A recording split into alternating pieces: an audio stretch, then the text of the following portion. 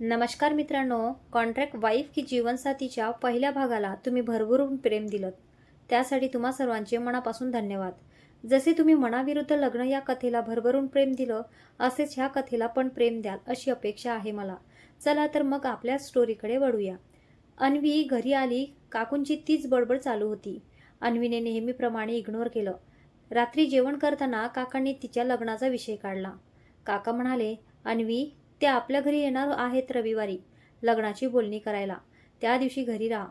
काकी म्हणाली, हे कधी ठरलं? काका म्हणाले, अगं त्यांचा फोन आला होता दुपारीच. आणि तू भेटायला गेली होती ना? काय ना, भेटला ना?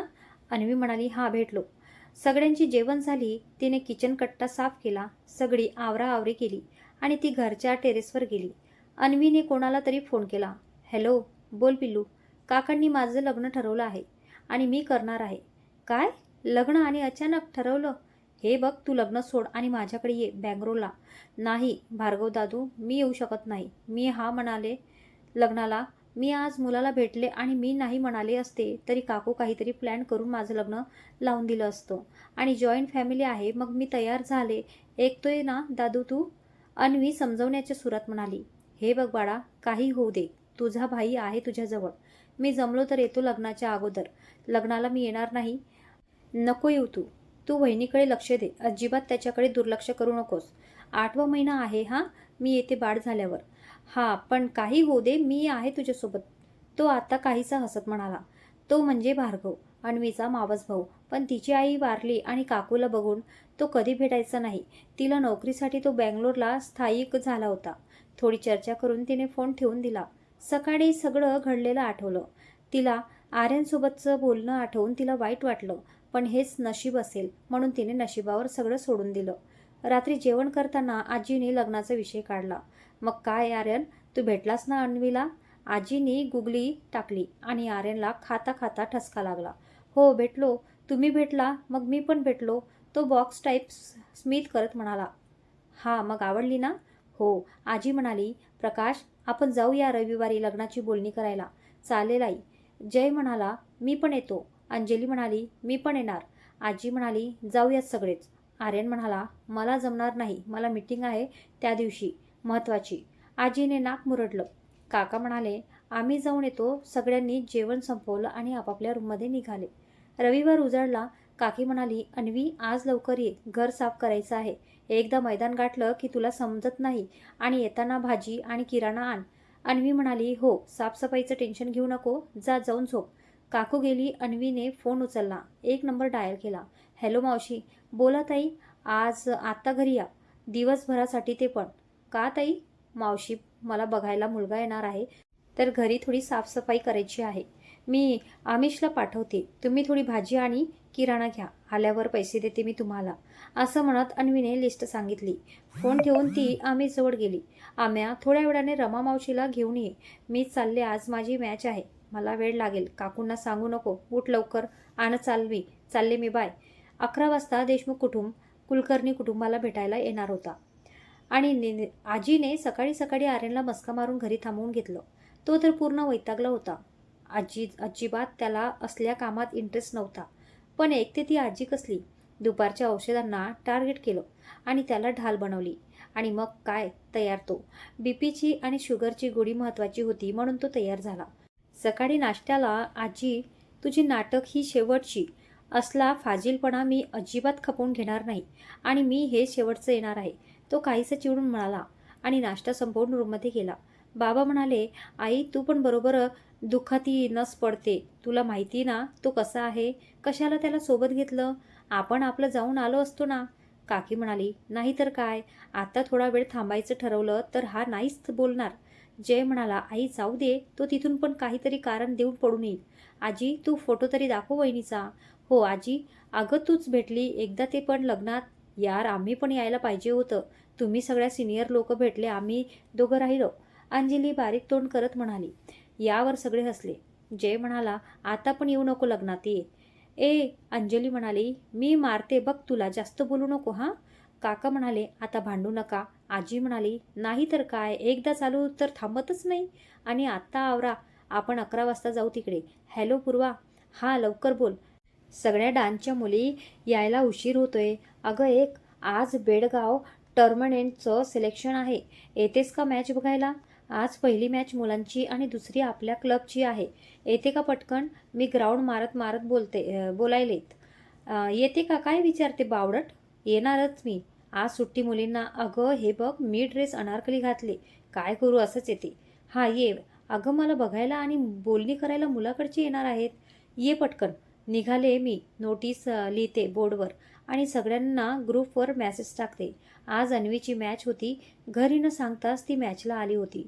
जर काकूंना समजलं असतं तर तिचं मॅच कॅन्सल झालं असतं आणि कामाची पण जबाबदारी ती रमा मावशींना देऊन आली होती. नेहा म्हणाली, अन्वी तू मॅचला उतरणार आहेस? हो माझी आई. तुला काय वाटतं मी काय घरी जाऊ? 6 महिन्यातून एकदा येते बेळगावचं सिलेक्शन. चान्स मी अजिबात सोडणार नाही. नेहा म्हणाली, हां चल मला किट घालायला मदत कर. अन्वी म्हणाली, चल तू पुढे, मी फ्रेश होऊन आले. नेहा मैदानावर गेली. मुलांची मॅच संपली होती आणि मुलीच्या मॅचला 15 मिनिट वेळ होता. सगळे पोझिशन घेत होते. नेहा, अगं मिठू कुठे आहे? गेली फ्रेश व्हायला. तू बस चल तिकडे. दोघी ग्राउंड बघत बोलत होत्या आणि जाऊन खुर्चीवर बसल्या. नेहा म्हणाली, अगं अचानक ठरलं का हिचं लग्न? आणि कसं काय तयार झाली ही? तिची काकू माहीत ना? आणि आत्ता तर खूप मोठ्या घरून स्थळ आलं. मग काय, काकू तिथंच हा म्हणली. फक्त हिला नावाला सांगितलं. मिठूला अगोदर माहिती होतं. काकू पहिला हा म्हणाली असेल. फालतू तिची बडबड ऐकण्यापेक्षा आणि काहीतरी डोकं काकू लावून हिला तयार केली असतीच. आणि म्हणून मी तयार झाले. बस झालं माझ्या नावाचं जप करून. तू बस इथेच, आम्ही जातो. अन्वी नेहाचा हात पकडत म्हणाली. ती तिला किट घालायला मदत करत होती. तोपर्यंत एक मुलगी पळत आली. ती म्हणाली, अन्वी अगं एक, सरांनी तुला बोलावलं आहे. अन्वी म्हणाली, चल आले मी. कुठे आहेत सर? ती म्हणाली, तिकडे कॅबिनमध्ये. अन्वी म्हणाली, ओके. ती कॅबिनकडे निघाली. सर, हा ये आत. तुम्ही बोलावलं? हो एक. मुलांच्या बॅचमधून आपल्या क्लबचे 3 जण सिलेक्ट होतील. जर तुमच्या मुलीमधून चांगलं सिलेक्शन पाहिजे. आज तुमची कॅप्टन येणार नाही तर तू कॅप्टन हो. मी का? अजिबात नाही. ती आजारी आहे. दुसऱ्या कोणाला करा, मला जमणार नाही. ऑर्डर तर तुझीच पडलात. मग आजचे दिवस तूच हो. तुम्हाला माहिती न, एकदा त्यांनी अरेतुरे केली तर मी शांत बसत नाही आणि काही झालं तरी पहिला ते कॅप्टनकडे येतात. मागच्या वेळी सारखी मला मारी नको. रचनाला करू, तिला मी ऑर्डर देते. ती सगळ्यांना सांगेल. ठीक आहे, आता तू ठरवून आली तर काय चालेल सांग तिला. येते मी. ती वैतागत बाहेर आली. आईची कटकट नुसती, यावेळी मी एकटी मोजून 5 गोल करणार नाही तर यावेळी चान्स जाईल. चल नेहा जाऊन थांब. क्रिपिंगला मी मध्येच थांबते आणि जाताना रचनाला पाठव. मी बसते इथे. नेहा गेली आणि रचना आली. रचना, कॅप्टन तू हो. हो पण काळजी करू नको, मी आहे. मी सांगते पोझिशन, तुम्ही थांबा. मॅच तर जिंकायची आणि सिलेक्ट आपल्यातून चांगल्या जणी झाल्या पाहिजे. हो चल. त्या बोलत बोलत ग्राउंडवर आल्या. बाकी सगळ्या जमा झाल्या. दुसऱ्या टीमचा मुली सुद्धा होत्या. मॅच चालू झाली. नेहा पिचवर होती. दुसऱ्या टीमची गोलकीपर दुसऱ्या पिचवर होती.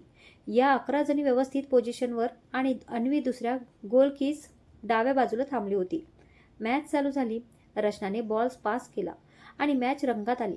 90 मिनिटाची मॅच होती. पहिल्या राऊंडमध्ये अन्वीचं टीमने 6 गोल आणि दुसऱ्या टीमने 7 गोल. दुसरी राऊंड सुरू झाली. याच्या टीमने 3 आणि त्यांच्या टीमने परत मॅच चालू झाली. यांनी 3 केले आणि त्यांनी 1. डिफेन्सला अन्वीची टीम पहिल्या राऊंडला कमी पडत होती. पण 2-3 राऊंडला डिफेन्स करून त्यांनी चांगले गोल केले. पूर्ण राऊंडमध्ये 5 गोल अन्वीने केले आणि मनातच टार्गेट ठरवायची आणि स्वतः पूर्ण करायची. आज पण ठरवलेलं टार्गेट तिने पूर्ण केलं होतं. मॅच जिंकून महत्त्वाची नव्हती. 3 महिन्यांची टर्मनेंटला सिलेक्शन महत्त्वाचं होतं. मॅच जिंकल्याने सगळे खुश होते आणि कोचना अन्वीचं प्लॅनवर विश्वास होता. तिचा प्लॅन होता जबरदस्त. पहिला डिफेन्स आणि मग अटॅक टार्गेट. त्यांनी पहिला जास्त घेतलं आणि मग गोलवर लक्ष दिलं. मॅच संपल्यास जास्त वेळ लागला आणि मध्ये इंजुरी ब्रेक दिला गेला होता. दुसऱ्या टीमचा एकीला बॉल डोक्याला लागला. रचना बॉल पास केला आणि दुसऱ्या साईडने अन्वीने येऊन जोरात किक मारली. ती मध्ये आली आणि बॉल लागला. खाल्ली मध्ये माती. काकू म्हणाली, या मुलीला अक्कल नाही. आज तरी तिची नाटक बाजूला ठेवायची. मी किती काम करू? आमिष, तू जायला दिलं कसंस? तिला हा सांग मला, आता येऊ दे, सांगते तिला. अरे 10-25 झाले, निघाले असतील ना ते. आमिष म्हणाला, आई अगं रमा मावशी आहेत. तू काय काम केली? आणि त्यांना ताईने सांगितले होते. आता तर नाश्ता केला फक्त तू, ते पण त्यांनीच बनवला. फोन कर त्या कार्टीला. काकू विषय बदलत म्हणाल्या. त्याने नाही मध्ये मान हलवली आणि अन्वीला फोन लावला. हॅलो ताई, ये लवकर, विसरली का? अरे ऑपोजिट टीममधल्या मुलीला माझ्यामुळे इंजुरी झाली, तिला भेटायला चालले दवाखान्यात. ती मी आणि पूर्वा आहोत, भेटून येतो. ताई ठीक आहे. आई तर कुकर सारखी झाली. अगं 10-25 झालेत, लवकर ये. हो मी गाडीवर आहे, ठेवते. तोपर्यंत आमिषला गाडीचा आवाज आला. काका काकूची गडबड उडाली. 2 मजली बंगला होता. अन्वीचं बाबांनी बांधला होता. समोर बगीचा अन्वीने आणि तिच्या आईने प्रेमाने फुलवला होता. पहिला काका काकू दुसरीकडे राहायचे, पण त्याच्या जाण्यानंतर ते आयते येऊन राहिले होते. राहतं घर आणि त्याचा अजून एक फ्लॅट अन्वीच्या नावाचे होता. कारण बाबांनी अगोदर विल बनवून घेतली होती, म्हणून काकू तिथे तिला घेऊन राहायच्या. सगळे आत आले. आर्यन मनीषला घेऊन येणार होता. काका म्हणाले, घर सापडलं ना तुम्हाला? आजी म्हणाली, हो सापडलं ना. मंजू म्हणजे अन्वीची आई. का? घरावर त्यांचं नाव आहे म्हणून विचारले. हो त्यांचं. काकू तोंड वाकडं तिकडं करत बोलली. बाबा म्हणाले, मस्त बांधलं आहे घर. अन्वीच्या बाबांनी. हो. काका जबरदस्ती हस्त म्हणाले. सगळे बसले होते. अन्वी दिसत नव्हती. आई म्हणाली, अन्वी कुठे आहे? नाही, ती घरी, तिचं काम होतं, येईल ती इतक्यात. आमिष, हो येईल ती. काकी राग गिळत म्हणाली. तोपर्यंत आर्यन आला. अरे आर्यन, सापडलं ना घर? हो. पाण्याचा ग्लास घेत म्हणाला. आर्यन म्हणाला, काय चालू, करा बोलणी. आजी म्हणाली, हां करतो, थांब. अन्वी नाही रे, बाहेर गेली. काय? ही मुलगी मूर्ख आहे. मी इथं मीटिंग कॅन्सल करून आलो आणि ही गायब. मनातल्या मनात बडबडत तो शांत बसला. आमिष, अम्या कुठे आहेस तू? अन्वी ओरडतच आत आली आणि सगळ्यांना पाहून जागीच गार. काकूनी तर कपाळाला हात लावला आणि जय पटकन उठला. जय म्हणाला, अरे मिठूताई तू? सगळे त्याला पाहत होते. अरे आम्ही ओळखतो एकमेकांना. हो ना ताई? हो हा. ती त्याला बघून शॉक झाली होती आणि सगळ्यांना बघून घाबरली सुद्धा. मनीष सुद्धा तिथेच होता आणि तो सुद्धा शॉक. मिठू तू? आत्ता सगळे त्याला बघत होते. ती पडत पडत वर गेली. धाडकन दरवाजा लावला. आजी म्हणाली, तू कसं ओळखता तिला जय? जय म्हणाला, अगं मागच्या वर्षी ओळख झाली आमची. आजी म्हणाली, सांग ना कसं ओळखतो तिला? आर्यन पण कानात तेल घालून ऐकत होता, पण लक्ष फोनमध्ये असल्यासारखं. आणि मनीष तर पूर्वाला तिथं पाहून फ्रीजच झाला आणि त्याला तर आर्यनबद्दल खूप वाईट वाटत होते. तो तर मनातच म्हणाला, तू जिच्यासोबत लग्न करतोय ती तुझ्या 2 पाऊल पुढे आहे. कसं होणार तुझं? जय म्हणाला, अगं मागच्या वेळी माझी फुटबॉलची मॅच होती. ती मॅच मिठूताईचा क्लबसोबत होती आणि जबरदस्त इंजुरी झाली होती. मला दवाखान्यात नेण्यात आलं. तिने मला तेव्हा बघितले आणि मग भेटायला आली. येताना नाश्ता पण घेऊन आली. हाताला मार लागला होता, खाऊ पण घातलं. मला खूप प्रेमानं बोलत होती आणि त्यानंतर कधी कधी भेटतो, पण ती मुलांच्या मॅचला नसते त्यावेळी होती आणि त्यानंतर 2-3 वेळा भेटलो. बाबा म्हणाले, खरंच तेव्हा ती होती. मी भेटणार होतो पण ती लवकर निघाली. जय म्हणाला, तुम्ही येईपर्यंत ती गेली. आजी म्हणाली, आणि मनीष तू? मनीष म्हणाला, आम्ही तर मित्र आहोत, मी, अन्वी आणि पूर्वा. पण दादा तू तर मोठा आहेस तिच्यापेक्षा. अंजली, जी आतापर्यंत शांत होती, ती म्हणाली, हां आम्ही फ्रेशर्स पार्टीमध्ये भेटलो होतो. आमचा ग्रुप आणि यांच्या आम्ही सगळे मित्र आहोत. तो पूर्वाकडे बघत म्हणाला. ती सुद्धा त्याला बघून शॉक होती आणि खुश पण. अंजली म्हणाली, म्हणजे समजलं नाही. मनीष म्हणाला, अगं माझी आई ते पहिल्या वर्षी होते आणि आम्ही शेवटचा लांबपर्यंत आहो. स्टोरी आता सांगत नाही. एक तर तो पूर्वाला बघून हँक आणि हे काय विचारताय असं काही झालं होतं त्याचं. तोपर्यंत अन्वी बाहेर आली. आबोली रंगाची साडी, हिरव्या रंगाचा ब्लाऊज, नाकात नोजपिन, डोळ्यावर आयलाइनर, नाजूक टिकली, ओठांवर लिप बाम, तिचे पहिल्यापासून असणारे लाल ओठ, हातात बांगड्या. तिचं पालटलेलं रूप सगळे बघत होते. आर्यन पण 2 मिनिट बघत राहिला आणि परत तोंड मोबाईलमध्ये घातले. तिच्या तोंडावर आनंद खूप दिसत होता. सगळ्यांना वाटतं आर्यनला बघून, पण चूक मॅच जिंकली ना म्हणून. आजी म्हणाली, बाळा तू आज सकाळी बाहेर गेली होती आणि येताना खूप खुश पण. हो आजी, मॅच होती ना म्हणून. मग जिंकली? आजीने एक्सायटेड होत विचारलं. आर्यनने आजीकडे एक बघितलं. हो, सिलेक्शन चालू आहेत आणि जिंकली मॅच. तिचं लक्ष पहिलं जयकडे गेलं. तिने त्याच्याकडे हसून पाहिलं. जय म्हणाला, मिठूताई कशी आहेस? खूप दिवसांनी भेटलो. आता तर तू माझी वहिनी होणार. मग मला खूप आवडली. वहिनी मी म्हणू ना वहिनी? अन्वी म्हणाली, हो म्हण ना. तिचं सोज्वळ रूप पाहून मनीषला अटॅक येता येता राहिलं. परत तिने मनीषकडे पाहिलं. आल्यावर तिने बघितले नव्हते. एकदा मनीषकडे आणि एकदा पूर्वाकडे. मन्या भाई तू? ती एकदम आनंदाने म्हणाली, हा बाळ आपण नंतर बोलू. मनीष सगळ्याकडे बघत म्हणाला. ती पण मग शांत म्हणाली. जय म्हणाला, आम्हाला मुलगी पसंत आहे. सगळे हसले. आजी म्हणाली, अरे पसंत अगोदर पासून आहे. आपण बोलणी करायला आलो. असं का सॉरी? जय एक्सायटेड होत म्हणाला. आई म्हणाली, हां आपण बोलणी करू आता. अन्वीची काकू म्हणाली, गुरुजींना फोन करू आणि तारीख ठरवू. हा देण्याघेण्याचं पण ठरवू. आर्यन म्हणाला, ते काही नको. फक्त साध्या पद्धतीने लग्न करू आणि मला जास्त जणांना सांगायचं नाही हे आणि आम्ही आमची खरेदी करतो, तुम्ही तुमचं करा. बाबा म्हणाले, शेवटी बोला एकदा का पण? तोच आर्यन गडबडला आणि त्याने अन्वीकडे पाहिले. म्हणजे बाबा मीच म्हणाले नको म्हणून म्हणजे मला पुढे नोकरी करायची आहे. आणि मग सगळ्यांना समजलं तर नको आणि मला पण साध्या पद्धतीने लग्न करायचं आहे. अन्वी आर्यनची बाजू सांभाळत म्हणाली. त्याने मनात तिचे आभार मानले. चालेल, आता तुम्हाला वाटतं तसंच लग्न करू. आजी म्हणाली, पण मंगळसूत्र आणि जोडवी ते आम्ही घेतो. आई म्हणाली, हां ते तर आम्हीच घेऊ. काका म्हणाले, मी गुरुजींना बोलावलं आहे येतील ते. आजी म्हणाली, हे मस्त केलं. 20 दिवसांनी. आज ती नवरीच्या वेशात खूप सुंदर दिसत होती. पोपटी रंगाची पैठणी आणि मराठमोळा साज तिच्यावर उठून दिसत होता. हळदीचा रंग खुल्ला होता, पण रोज असणारा तिचा आत्मविश्वास आणि तेज नव्हतं. तिच्या मेंदूने तिला 1000 शिव्या दिल्या होत्या. खूपच तिला धडधडत होतं. आपण जे करतोय ते चुकीचं आहे, तिला असं पटत होतं. पण लग्न तर आर्यनसोबतच होणार होतं. कसंही पण आर्यनला ती नको होती आणि जबरदस्ती तिला नको होती. लग्न हे प्रेमाच्या नात्यावर असायला हवं होतं. पण आजी, काका काकू आणि भार्गव, सौरभ यांच्यासाठी ती तयार झाली होती. आजीला वाटतं आमचं लग्न होतंय म्हणजे तो तयार आहे. पण मी काय, मला हे प्रेम ते नकोच होतं. पण सगळ्यांचं काय होईल? मी त्या परिस्थितीत सांभाळून घेईल. माझ्याने जमेल का घरात रमणं? मी कधीच स्वतःच्या कोशातून बाहेर आले नाही. सांभाळू शकेन मी नाती? कधी मी न अनुभव केलेली? तिच्या मनात द्वंद्व सुरू होते. आर्यनचा आई लगबगीने आत आल्या. ती तर आपल्या जागातच होती. पण आईने तिच्या डोक्यावर हात ठेवला आणि तिचा विचार थांबले. बाळा चल. आई, बोल बाळा, मला जमेल ना? का नाही म्हणत? त्यांनी तिची साडी नीट केली आणि तिला खाली घेऊन आल्या. आर्यनसुद्धा कुर्ता पैजामामध्ये हँडसम दिसत होता. मध्ये अंतरपाट धरलं होतं आणि दोघे एकमेकांच्या विरुद्ध दिशेला थांबले होते आणि एकमेकांना बघायला त्यांना काडीचीही इच्छा नव्हती. अंतरपाट हटवण्यात आलं.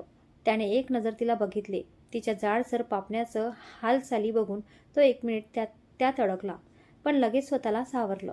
खूपच सुंदर दिसते ही, ब्युटिफुल असं काहीच मनात आलं. त्याने स्वतःला कोसलं. 1 मिनिट आणि शांत लक्ष विधीकडे वळवली आणि तिचं मन तर दगड झालं होतं. मनातले सगळे भाव आणि इच्छा तिच्या कुड्यात जळत आहेस असं तिला वाटलं. बाजूला असलेला माणूस जवळ आहे, पण मनाने कोसो दूर. तिला काही सेकंद वाईट वाटलं. पण हा आहे कोणीतरी अनोळखी असं काही तिची रिॲक्शन होती तिची आणि तिने त्याला बघितले पण नाही. तिने इग्नोर करते त्याला समजलं. त्याला जाम राग आला हिचा. सारखे 56 मागे आहेत माझ्या आणि ही बघत सुद्धा नाही असं काहीच वाटलं त्याला. आणि नंतर स्वतःला शिव्या दिल्या. कन्यादान काका काकूंनी केलं. खरं तर तिला भार्गव आणि स्वराकडून करून घ्यायचं होतं, पण आता तोच आला नव्हता.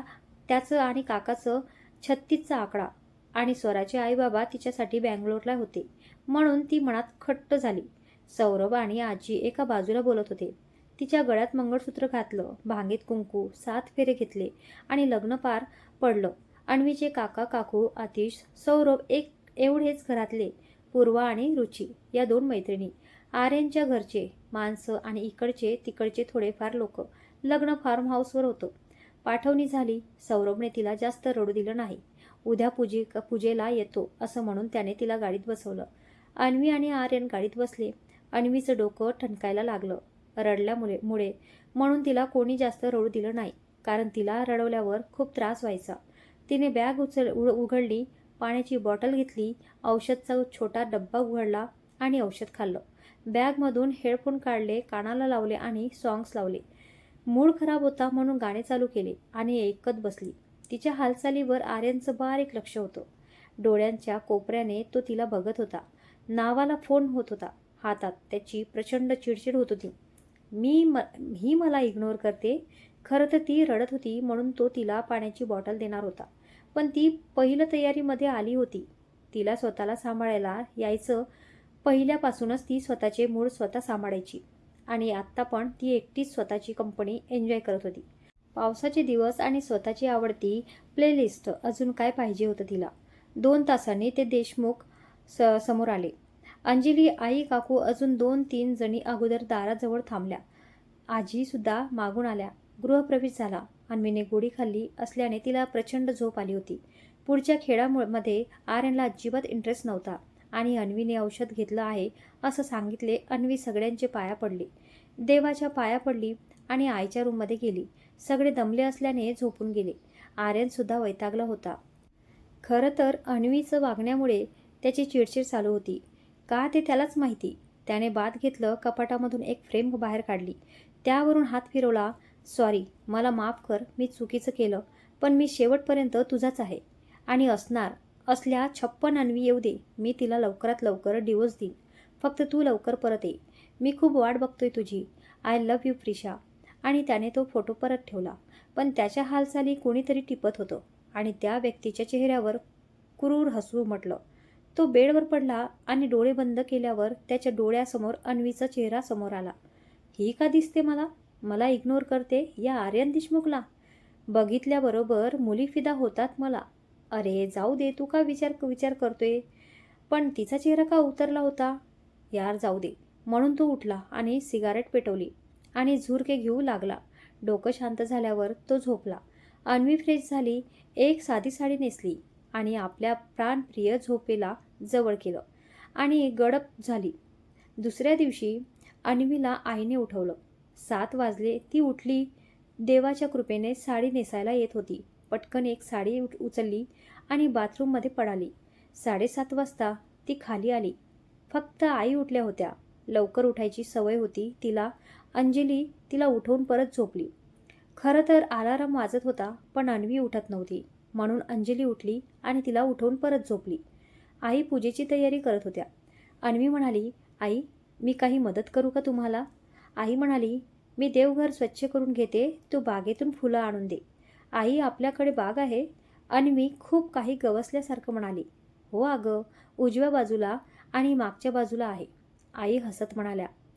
अन्वी म्हणाली, आई मी बघून येऊ? ती उठत म्हणाली, मी आले की तुम्हाला पूजेला मदत करते. अगं बाळा विचारते काय? जा, तुझं पण आहे हे घर आता. आई, हो आई, असं म्हणत ती त्यांच्या पाया पडली आणि फुलांची टोपली घेऊन बाहेर आली. मस्तपैकी ती बागेत फिरत होती. आजींनी माली काका त्यांच्या मदतीने भाजीपाला लावला होता. माली अजून आले नव्हते. घरी सगळे कालच्या दगदगीमुळे साखर झोपेत होते.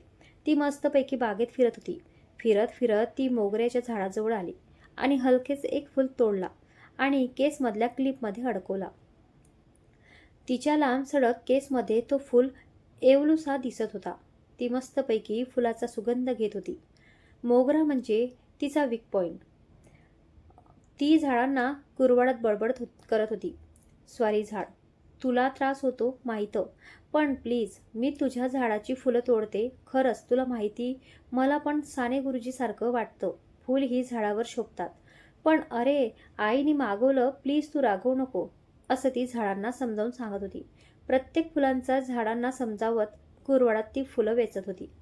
खरं तर ही तिची नाटक होती. आर्यन गॅलरीमधून बघत होता. काल तिच्या हिरमुसलेला चेहरा फुलला याचा त्याला आनंद झाला. मागच्या बागेचे समोर आर्यनची गॅलरी होती आणि तो एक्सरसाइज करून गॅलरीमध्ये बसला होता. तोपर्यंत अन्वी त्याला दिसली. तो कधीपासून तिला बघत होता पण आत्ता पण तिने त्याला इग्नोर केलं आणि ती त्याच्या विश्वास रमली. झाड म्हणजे तिचा प्राण आणि आईमुळे तिला झाड आवडायचे. तिने तिच्या घरी तिच्या आईची बाग जपली होती. झाडांना बाय करून ती आत आली आणि तो वेडा ती आपल्याला बघेल म्हणून तिला टक लावून बघत होता. तिचे लांब काळे केस त्याला आकर्षित करत होते. ती पिस्ता रंगाच्या साडीत सुरेख दिसत होती आणि तिच्या गळ्यात मंगळसूत्र आणि हातात चुडा जास्त उठून दिसत होता. ती गेली ते पण त्याला समजलं नाही. ती नंतर दिसलीच नाही. मग तो भानावर आला होता आणि स्वतःला कोसत होता. आर्यन आणि अन्वीने कॉन्ट्रॅक्ट मॅरेज मान्य केलं आहे, पण पुढे त्यांच्या नात्यात असा एक ट्विस्ट येणार आहे ज्याची कुणालाही कल्पना नसेल. तुमच्या मते हे नातं प्रेमात बदलेल की 6 महिन्यानंतर खरंच डिवोर्स होईल? तर तुमचं मत कमेंटमध्ये नक्की कळवा. भेटूया पुढील भागात. धन्यवाद.